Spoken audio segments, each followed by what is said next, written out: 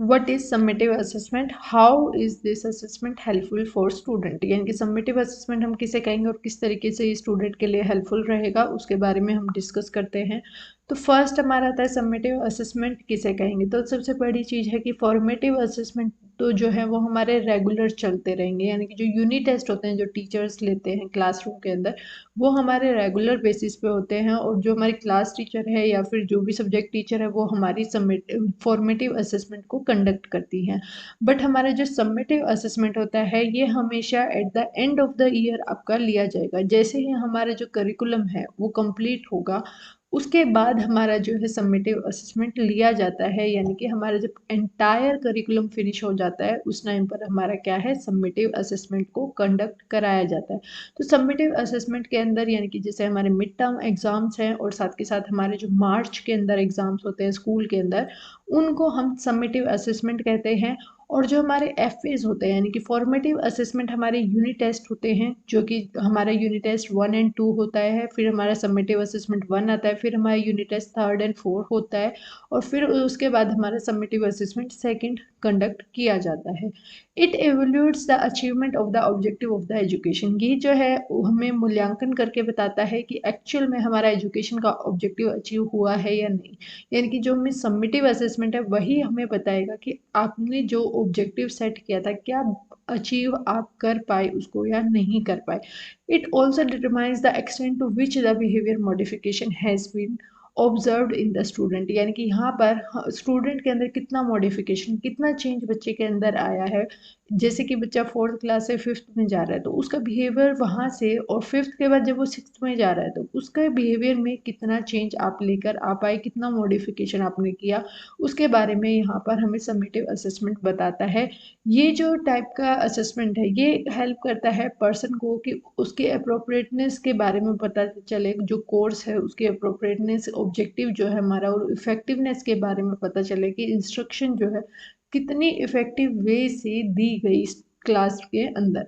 Next आता है हमारा समेटिव असेसमेंट जो होता है वो इम्पोर्टेंट है क्योंकि ये हमें प्रूफ दिखाता है कि कितना बच्चे ने लर्न किया है पूरे साल के अंदर, यानी कि हमारा जो एंड रिजल्ट होता है वही हमें प्रूफ देता है कि कितना बच्चे ने अचीव किया, कितनी उसकी परफॉर्मेंस है, कैसी उसकी परफॉर्मेंस है।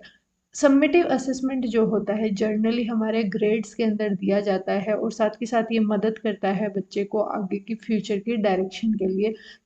बच्चा जो है उस रिजल्ट के बेसिस पर आगे अपनी स्ट्रीम को चूज़ करता है। समेटिव असेसमेंट जो है बोथ टीचर और स्टूडेंट को मदद करते हैं कि उनको एक क्लियर बताएं कि किस तरीके से मतलब कि क्या स्ट्रेंथ रही, क्या उसकी वीकनेसेस रही, यानी कि किस सब्जेक्ट में वो बहुत अच्छे हैं और किस में वो वीक है। इसके बारे में पता लगाने में हमारी समेटिव असेसमेंट ही हमें हेल्प करेंगे। समेटिव असेसमेंट को हम 3 मेजर तरीके से जो है डिफाइन कर सकते हैं।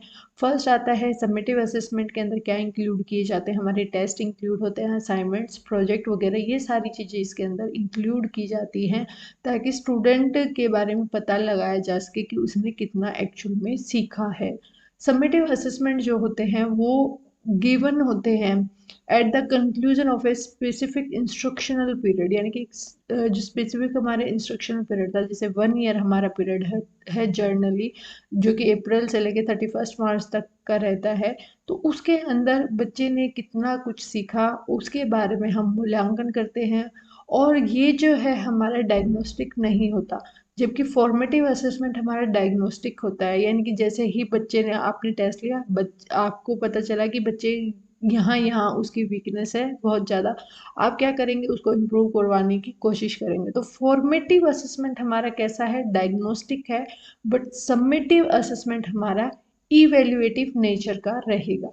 समेटिव असेसमेंट के अंदर हम जो है रिजल्ट दिखाते हैं जो कि एक रिकॉर्डेड हमारे रहते हैं आगे तक। अब जैसे 10th क्लास है हमने पास की, तो 10th का रिजल्ट हमारा अब पूरी उम्र के लिए हमारे साथ रहता है। 12th का, उसके बाद ग्रेजुएशन हम कर रहे हैं, पोस्ट ग्रेजुएशन कर रहे हैं, या फिर कोई भी हम डिग्री ले रहे हैं, तो समेटिव असेसमेंट का रिजल्ट ही हमारा जो है रिकॉर्डेड, जो स्कोर हमने जितने भी किए हैं वो एज ए हम आगे फ्यूचर के लिए यूज़ करते हैं। ये हमारा परमानेंट एकेडमिक स्कोर हमारा होता है, रिकॉर्ड हमारे होते हैं, जिसके अंदर लेटर ग्रेड्स के अंदर आपको रिपोर्ट कार्ड दिया जाता है, या फिर आपने टेस्ट स्कोर वगैरह आपने कितने किए हैं उसके बेसिस पर आपका रिपोर्ट कार्ड प्रिपेयर किया जाता है, जो कि आपको हेल्प करता है आगे एडमिशन प्रोसेसेस के अंदर। यानी कि जो भी हम किसी भी कॉलेज में जा रहे हैं तो वहाँ पर हमें एडमिशन लेना है तो उसी के बेसिस पर एडमिशन हम ले पाते हैं। यानी कि वो हमारे कौन से टेस्ट हैं, हमारे समेटिव असेसमेंट टेस्ट हैं, जिनके बेसिस पर हम आगे एडमिशन लेते हैं। तो समेटिव असेसमेंट जर्नली हमारा